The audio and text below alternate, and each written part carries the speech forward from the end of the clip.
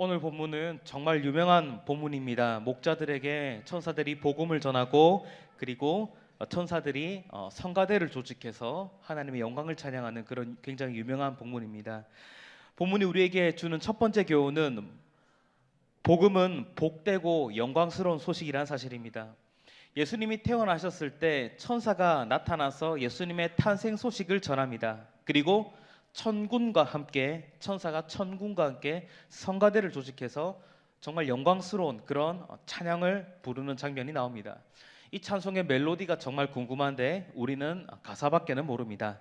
지극히 높은 곳에서는 하나님께 영광이요 땅에서는 하나님이 기뻐하신 사람들 중에 평화로다. 예수님께서 죄인들을 구원하려 이 땅에 내려오신 것 때문에 하나님께서 영광 받으십니다. 그 사람들이 하나님께 돌아와서 예배할 것이기 때문입니다. 그리고 이 복음으로 인하여서는 이 땅에 있는 하나님이 기뻐하신 사람, 그러니까 하나님이 선택해서 백성 삼으신 사람들에게는 평화가 임할 것입니다. 죄와 사망의 권세에서 벗어난 그런 평화입니다. 당시 이스라엘 상황이 어떻습니까? 로마 제국이 전 세계를 지배하고 있습니다. 팍스 로마나라고 이렇게 라틴어로 얘기하는데 모든 평화는 로마로부터 온다. 그런 뜻입니다. 팍스 로마나가. 그런데 로마의 무력과 로마의 어떤 힘과 권력을 통해서 지배를 통해서 평화가 로마로부터 온다. 이런 뜻입니다. 그런데 이런 한편 로마의 지배를 받는 이스라엘의 통치자 헤롯은 되게 폭군입니다. 헤롯의 이 폭정 때문에 백성들이 괴로움을 당합니다.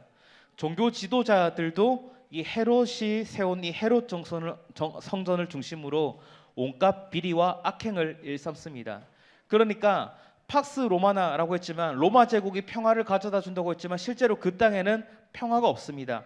하나님이 보시기에 영광스러운 것도 없고 사람들에게 평화도 없습니다. 그런데 이제 하나님의 영광을 보여주실 예수 그리스도가 오셨고 땅의 권세를 뛰어넘은 그 권세를 가지신 참된 왕이신 그리스도가 오셨습니다. 이 소식은 2000년 전 목자들에게도 그리고 우리에게도 가장 복되고 기쁜 소식입니다. 그 다음으로 오늘 본문이 우리에게 주는 두 번째 교훈은 이 복음은 소외되고 외로운 이들에게까지 알려져야 한다는 것입니다. 당시에 목자는 사람들이 기피하는 직업 중에 하나였다고 합니다. 다윗을 생각해 보면 알 수 있습니다. 사무엘이 이스라엘의 새로운 왕을 뽑기 위하여 이새의 집으로 갔는데 이새가 제일 마지막으로 소개시켜 준 아들이 바로 다윗이고 다윗은 양을 치는 목자라고 그렇게 이야기를 합니다. 아마 오늘 본문에 나온 목자들은 자기 양을 돌보는 사람이 아니라 돈을 받고 다른 사람의 양을 돌봐주는 그런 사람일 것입니다.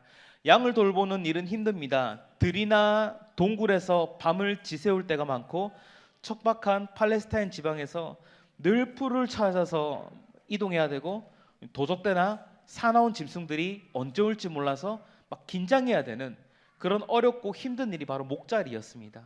목자는 당시에 소외되고 들판에서 유랑해야 하는 외로운 그런 사람들입니다. 그런데 이 천사와 하늘의 군대 천군들이 이런 목자들에게 갔습니다. 이게 우리에게 어떤 의미를 주겠습니까?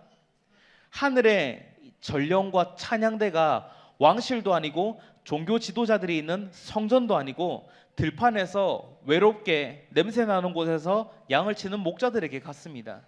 그리고 예수님의 탄생을 볼 수 있도록 초대장을 줬습니다. 초대를 했습니다. 생각해 보세요. 여러분들 BTS 알고 있어요? 초등부 친구들? 네. BTS나 블랙핑크 같은 세계적인 가수가 전쟁 난민들을 데리고 이렇게 막 공연을 하면서 미국에 있는 백악관에서 대통령과 실사할 수 있는 초대장을 줘요.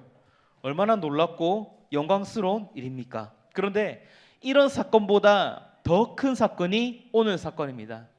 하늘로부터 온 천사와 천군이 찬양을 하면서 만유의 왕이신 그리스도께로 갈 수 있는 초대권을 준 것입니다. 당시에 가장 외롭고 천대받던 이 목자들에게 이런 일이 일어났습니다. 그래서 이 복음이 어떻게 작동하는가 우리가 생각해 볼 수 있습니다. 복음은 물론 평범한 사람에게도 권력자에게도 들려져야 합니다. 하지만 소외된 자들 그리고 외로운 자들에게까지 이 복음이 들려져야 한다는 것입니다. 우리 사회의 가장 춥고 어두운 곳에 있는 사람들에게까지 복음이 퍼져야 됩니다. 오늘 성탄 발표를 합니다. 얼마나 기쁘고 즐거운 자리입니까? 그런데 오늘 우리가 누린 이 성탄의 기쁨이 우리 삶의 현장에서 만나는 어렵고 외로운 분들에게까지 전달되기를 바랍니다. 설교를 맺겠습니다. 복음은 하늘의 영광되고 땅의 평화를 가져다주는 놀라운 소식입니다.